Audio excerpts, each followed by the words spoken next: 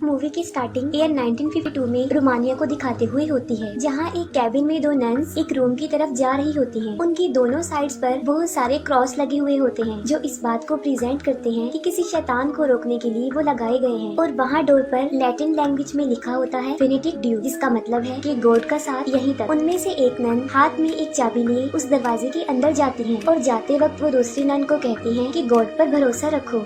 उनके जाते ही बाहर खड़ी नन प्रेयर करने लगती है। उस रूम के अंदर गई नन थोड़ी देर बाद खून में लथपथ बाहर आती है और बाहर खड़ी नन को वो की देकर कहती है, तुम्हें पता है कि क्या करना है और उसके हाथ नहीं आना, क्योंकि इस दुनिया में आने के लिए उसे एक जिंदगी चाहिए। और इतनी ही देर में एक इनविजिबल पावर उस नन को अपने साथ खींचकर अंदर की तरफ ले जाती है और बाहर खड़ी नन, जो कि काफी डरी भी होती है, वो चाबी लेकर वहाँ से भाग जाती है। वो नन ऐसा रियलाइज कर रही थी कि जैसे अब वो भी नहीं बचेगी और वो गॉड से माफी मांगकर सुसाइड कर लेती है। और उसके मरते ही हमें एक डीमन नजर आती है और वो डीमन बिल्कुल नन जैसी ही लग रही थी। नेक्स्ट मॉर्निंग एक लड़की को दिखाया जाता है जिसका नाम फ्रेंची होता है, जो नन्स के घर में खाने पीने का सामान प्रोवाइड करता था। और तब वहाँ पर उसे उसी नन की डेड बॉडी मिलती है जिसने सुसाइड किया था, जिसे कौवे नोच नोच कर खा रहे होते हैं। इसके बाद हम वेटिकन सिटी को देखते हैं, जहाँ पर हम फादर बर्ग को देखते हैं, जो एक दूसरे फादर से कुछ डिस्कशन कर रहे होते हैं। डिस्कशन में बाकी फादर्स उन्हें बताते हैं कि रोमानिया में एक नन ने सुसाइड कर लिया है और इस केस को इन्वेस्टिगेट करने के लिए उन्हें वहाँ पर जाना होगा। इस इन्वेस्टिगेशन में उनके साथ सिस्टर इरीन को भी सिलेक्ट किया जाता है। सिस्टर इरीन ने अभी तक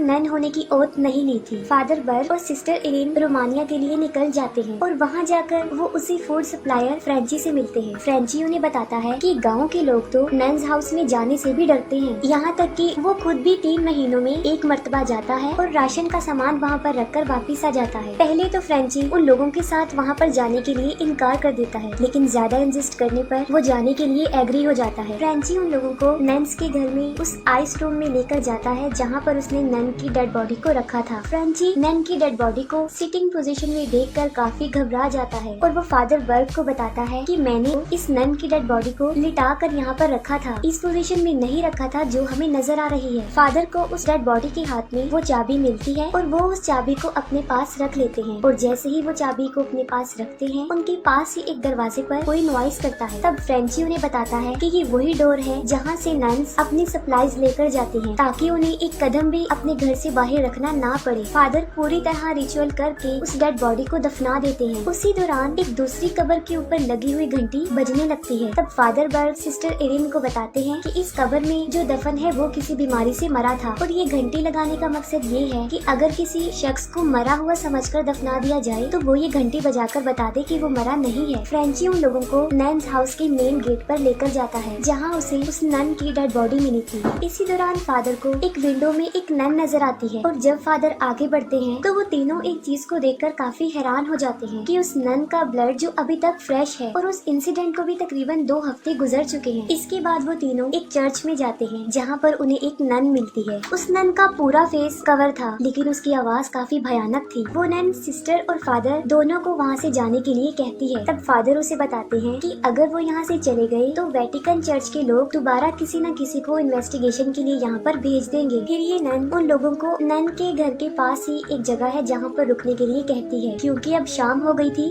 जो कि उनके प्रेयर्स का टाइम था और सारे दरवाजे भी बंद हो जाएंगे। और वो साथ में उन्हें कल आने के लिए कहती है। तब फादर फ्रेंची को वहाँ से जाने के लिए कहते हैं और साथ में उसे ये भी कहते हैं कि वो कुछ दिन बाद यहाँ पर जरूर आए और जब तक वो वापस आएगा वो दोनों भी अपनी इन्वेस्टिगेशन पूरी कर लेंगे। फ्रेंची जब वापस जा रहा होता है तो उसे कब्रिस्तान में एक नन का साया नजर आता है और तभी एक ड्राउनी, जो कि एक शैतानी नन होती है, उस पर अटैक कर देती है, लेकिन वो किसी तरह उस नन से अपनी जान बचाकर वहाँ से भाग जाता है। दूसरी तरफ फादर एंड सिस्टर जो रात के डिनर पर किसी बात पर डिस्कशन करते हुए दिखाई देते हैं। सिस्टर इरीन फादर को बताती है कि उन्हें बचपन में बहुत अजीबोगरीब किस्म के विजन आया करते थे, लेकिन हर विजन के बाद उनके जहन में एक ही बात आती थी कि मदर मैरी उन्हें रास्ता दिखाएंगी। वो बताती है कि बचपन में उनकी हेल्प वेटिकन ने की और यही वजह है कि अब उन्हें यहाँ पर भेजा गया। इसी बात पर फादर भी सिस्टर इरीन को 20 साल पहले होने वाले एक इंसिडेंट के बारे में बताते हैं और वो इंसिडेंट फ्रांस में हुआ था। वो बताते हैं कि वो एक बच्चे का एक्सॉर्सिज्म कर रहे थे और उस एक्सॉर्सिज्म के दौरान वो बच्चा काफी इंजर्ड हो गया था, लेकिन अफसोस की बात ये है कि कुछ अरसे बाद उसकी डेथ हो गई और उसकी डेथ से फादर काफी दुखी थे और कहीं ना कहीं वो उसकी मौत का रिस्पॉन्सिबल खुद को भी समझने लगे। अगली रात एक ट्रांजिस्टर खुद ब खुद चल पड़ता है, जिसकी आवाज से फादर बर्ग नींद से जाग जाते हैं। जब फादर बर्ग उठकर चेक करते हैं तब उन्हें एक छोटे बच्चे का साया दिखाई देता है और ये उतनी एज का बच्चा था जितनी एज के बच्चे का उन्होंने एग्जॉर्सिज्म किया था। और उस बच्चे का पीछा करते करते वो नन्स हाउस से बाहर आ जाते हैं और तब फादर बर्ग को ये पता चलता है कि ये बच्चा कोई और नहीं बल्कि वही है जिसका उन्होंने एग्जॉर्सिज्म किया था, लेकिन वो अब शैतान बन गया है। ठीक उसी वक्त उस बच्चे के मुंह से एक सांप निकलता है जो फादर पर अटैक कर देता है। फादर काफी घबरा जाते हैं और पीछे पड़े हुए एक खाली कॉफिन में गिर जाते हैं जिसका दरवाजा अपने आप बंद हो जाता है और वो जिंदा ही उसमें दफन हो जाते हैं। वो अपनी हेल्प के लिए उस कब्र पर लगी हुई घंटी को बार बार बजाते हैं, जबकि दूसरी तरफ हवा के झोंके की वजह से सिस्टर की आंख खुल जाती है। सिस्टर इरीन को हल्की हल्की प्रेयर चैंटिंग की आवाजें भी सुनाई देती हैं और सिस्टर इरीन जब उन आवाजों को फॉलो करते हुए उनकी तरफ जाती हैं तब एक डीमन नन उनका पीछा करती है। सिस्टर उस चर्च तक पहुंच जाती हैं जहां पर से प्रेयर्स की आवाजें आ रही थी। वो देखती हैं कि काफी सारी नन्स वहां पर मौजूद है जो उस वक्त प्रेयर्स कर रही हैं। उन्हें वो साया भी नजर आता है जो आहिस्ता आहिस्ता नीचे की तरफ आते हुए उनके पीछे लगे हुए शीशे में उतर आता है और वो डीमन नन सिस्टर पर अटैक कर देती है, जिससे फौरन वो शीशा टूट जाता है। सिस्टर इरीन वहाँ से भागकर उस चर्च के बाहर वाले कब्रिस्तान में आ जाती हैं, जहाँ उन्हें फादर बर्ग के चिल्लाने और उस घंटी की आवाज सुनाई देती है और देखते ही देखते एक एक करके सारी कब्रों की घंटियाँ बजने लगती हैं। लेकिन सिस्टर इरीन अपने विजन से ये पता लगवा लेती है कि फादर बर्ग किस कब्र में है।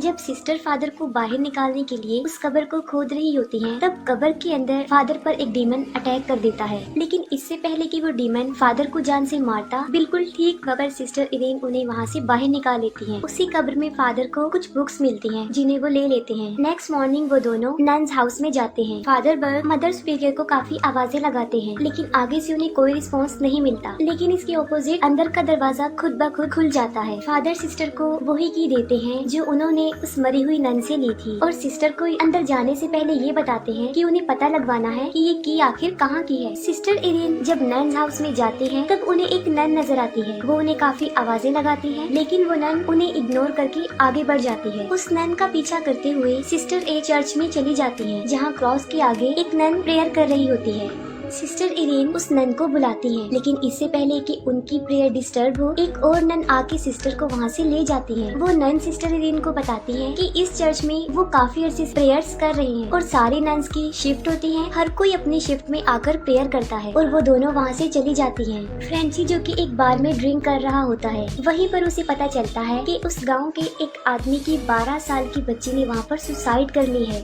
बार का ऑनर फ्रेंची को बताता है कि ये बैड इंसिडेंट और जितने भी बैड इंसिडेंट्स यहाँ पर होते हैं उन सब के पीछे रीजन वो कर्स्ड एबी है, यानी वो नन्स का घर। ये सुनकर फ्रेंची फौरन समझ जाता है कि सिस्टर और फादर दोनों की जान को भी खतरा हो सकता है और इसीलिए वो बाहर से बंदूक लेकर वहाँ से चल पड़ता है। इसके बाद फादर बर्ग जो उन किताबों को स्टडी कर रहे होते हैं और फिर अचानक से वो मेन डोर बंद हो जाता है जिसके अंदर सिस्टर इरीन गई हुई। सिस्टर इरीन दूसरी सिस्टर को बताती है कि कल रात ही उन्होंने एक नन को देखा था। उनके मुताबिक ये डीमन नन हेल से ही आई है और शायद यही वजह हो सकती है कि सिस्टर ने सुसाइड किया था। इतनी देर में एक तीसरी नन वहाँ पर आके उन्हें ये डिस्कशन करने से मना कर देती और साथ ही वो सिस्टर इरीन को भी वहाँ से जाने का कहती है, लेकिन दूसरी सिस्टर उसे बताती है कि अब रात हो गई है और सारे डोर क्लोज हो गए हैं, तो आज रात सिस्टर इरीन यहीं पर ही गुजारेंगी। वो सिस्टर इरीन को एक रूम तक छोड़ देती। फादर बर्ग उस नन्स हाउस का मैप देख रहे होते हैं और वो नक्शा देखते देखते उसी हेल वाले बड़े से हॉल की तरफ चले जाते हैं और इसी दौरान उन्हें मदर सुपीरियर की आवाज सुनाई देती है। फादर सुपीरियर मदर के पास पहुंचकर उन्हें बताते हैं कि यहाँ पर कुछ न कुछ बहुत बुरा हो रहा है और साथ साथ वो उस चाबी का भी जिक्र कर देते हैं, लेकिन मदर सुपीरियर उन्हें समझाती है कि अब इसका कोई फायदा नहीं है। सिस्टर इरीन को एक बार फिर से वो विजन नजर आता है, यानी मदर मैरी उन्हें रास्ता दिखाएंगी और इस बार के विजन में उन्हें वो डीमन नन भी नजर आती है। इतनी देर में सिस्टर की आँख खुल जाती है और वो देखती है कि उनके रूम में एक नन है। सिस्टर जब उस नन के पास जाने लगती है तब फिर से उन्हें वो नन की सुसाइड वाला विजन नजर आता है। इसी दौरान उनके रूम का दरवाजा खुलता है और वो बाहर आ जाती है और चलते चलते वो उस डोर तक पहुंच जाती है जहाँ पर फिनिटिव ड्यू लिखा हुआ था और इतनी देर में वो दरवाजा भी खुल जाता है और हमें वहाँ पर वो डीमन नन नजर आती है। ये डीमन नन सिस्टर इरीन को डराते डराते उन पर अटैक कर देती है, लेकिन वो किसी तरह अपनी जान बचाकर वहाँ से भाग जाती है और रास्ते में वो दूसरी सिस्टर उन्हें पकड़कर सेव कर लेती है। सिस्टर इरीन जब दोबारा नन्स हाउस में आती है तब वो देखती है एक नन को जो उस वक्त प्रेयर कर रही होती है और उसके पास में डेड बॉडी भी पड़ी हुई है। सिस्टर इरीन जब डेड बॉडी को चेक करने के लिए कपड़ा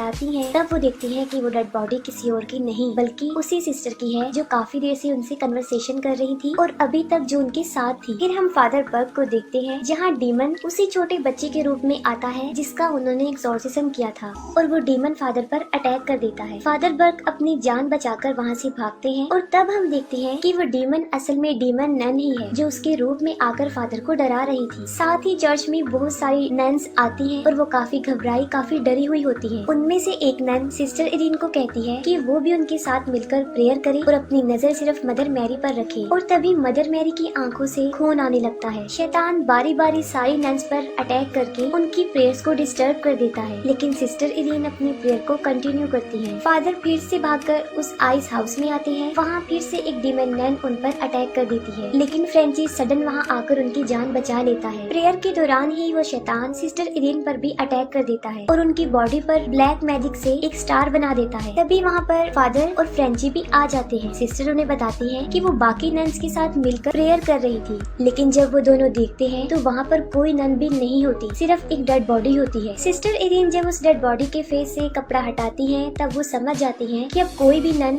जिंदा नहीं बच सकी, सबको उस शैतान ने मार डाला है और यहाँ तक कि ये नन्स हाउस भी अब प्योर नहीं रहा। अचानक से वो डेड बॉडी फादर पर अटैक कर देती है लेकिन फादर प्योर वाटर क्रॉस पर छिड़क कर उसे जला देते हैं। फ्रेंची उन दोनों को कहता है कि अब हमें यहाँ पर काफी देर हो चुकी है, बेहतर होगा कि हमें यहाँ से चले जाना चाहिए लेकिन सिस्टर इरीन उसे मना कर देती है कि वो यहाँ से अभी नहीं जाएंगी और साथ में बताती है कि जिस सिस्टर ने सुसाइड किया था असल में वो सुसाइड नहीं था बल्कि एक सेक्रीफाइस था क्योंकि उस डीमन नन को इस दुनिया में आने के लिए एक जान चाहिए थी जो उसने ले ली। वो कहती है कि हमें उस हॉल को बंद करने के लिए उस निशानी को ढूंढना होगा जो पाक निशानी है यानी जीसस क्रिस्ट का ब्लड। फादर बर्ग के पूछने पर कि वो निशानी उन्हें आखिर मिलेगी कहाँ से, वो जवाब देती है कि मदर सुपीरियर की डेड बॉडी उन्हें एक तहखाने में मिली थी और वो वहाँ पर जाने का रास्ता भी जानती है लेकिन वो कहती है कि ऐसा करने से पहले उन्हें नन होने की ओथ लेनी पड़ेगी और तभी उन्हें अपने इस मिशन में सक्सेस मिलेगी और जो विजन्स उन्हें आते हैं वो गॉड की तरफ से ही आते हैं यानी वो अपनी सारी जिंदगी अब गॉड के नाम करने जाने वाली थी। इस बात पर फादर काफी सेटिस्फाइड हो जाते हैं और सिस्टर फाइनली नन की ओथ ले लेती है और अब वो एक नन बन जाती है और फिर वो तीनों उसी बेसमेंट में जाते हैं। वो तीनों वहाँ जाकर रुकते हैं जहाँ मदर मैरी की डमी पड़ी हुई थी। मदर मैरी की वो डमी एक पार्टिकुलर डायरेक्शन में मैप पॉइंट कर रही थी। ये देखकर फादर बर्ग सिस्टर को बताते हैं कि ये आपका वही विजन है कि मदर मैरी हमारी हेल्प करेंगी। उस डायरेक्शन में जाकर उन्हें एक दरवाजा मिलता है जिसे सिस्टर इरीन उसी चाबी से खोलती है। दरवाजा खुलने पर उन्हें वही पाक निशानी जिसमें जीसस क्रिस्ट का खून था मिल जाती है। फादर उस निशानी को सिस्टर के हवाले करते हैं और फिर वो उसी दरवाजे की तरफ चले जाते हैं जहाँ पर फिनिटिक क्लू लिखा था। वो तीनों अंदर चले जाते हैं और शैतान कहाँ से आया था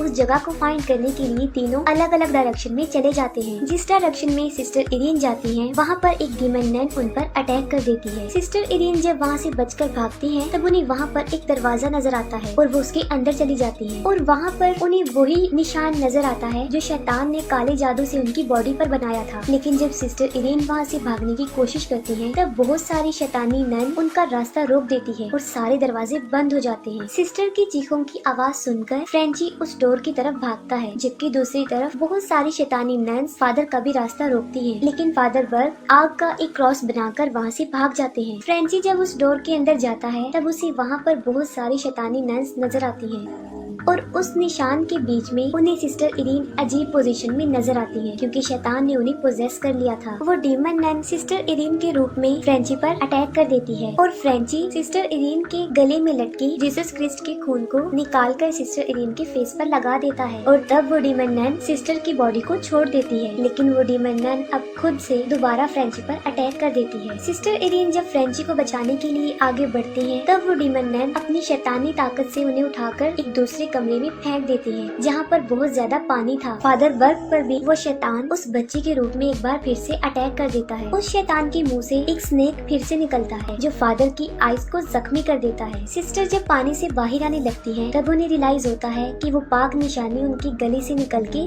पानी में ही गिर गई है। वो डीमन नन पानी से बाहर निकलकर सिस्टर इरीन को पानी में डुबो कर मारने की कोशिश करती है। फादर बर्ग सिस्टर को बचाने की काफी कोशिश करते हैं लेकिन वो डीमन नन शैतानी ताकत से उन्हें दूर फेंक देती है। सिस्टर उस पाक निशाने को पानी में से अपनी तरफ खींचकर अपने मुंह के पास ले आती है और तभी डीमन नन की नजर उस होली निशानी पर जाती है, लेकिन वो खाली थी क्योंकि सिस्टर ने जीसस क्रिस्ट का खून अपने मुंह में भर लिया था। जब वो डीमन नन सिस्टर को मारने लगती है तब सिस्टर अपने मुंह में भरा हुआ जीसस क्रिस्ट का खून उसके मुंह पर थूक देती है, जिससे डीमन नन का वजूद खत्म होने लगता है। उस खून के कुछ कतरे उस पानी में भी गिर जाते हैं, जिससे वो डीमन नन और वो पानी दोनों हेल के उस रास्ते से वापस जाकर बंद हो जाते हैं और हेल का वो बड़ा सा होल फिर से बंद हो जाता है। नेक्स्ट मॉर्निंग जब वो तीनों नन्स हाउस को छोड़कर जाने लगते हैं तब सिस्टर एरिन वहाँ पर लास्ट प्रे करती है और वो फ्रेंची को भी बताती है कि ये जगह अब बिल्कुल प्योर हो गई है। तब फ्रेंची की गर्दन के पीछे उल्टे क्रॉस का निशान बना होता है, जिससे हमें पता चलता है कि डीमन नन ने अपना कुछ कंटेंट फ्रेंची के अंदर डाल दिया है और ये मूवी यहीं पर एंड हो जाती है।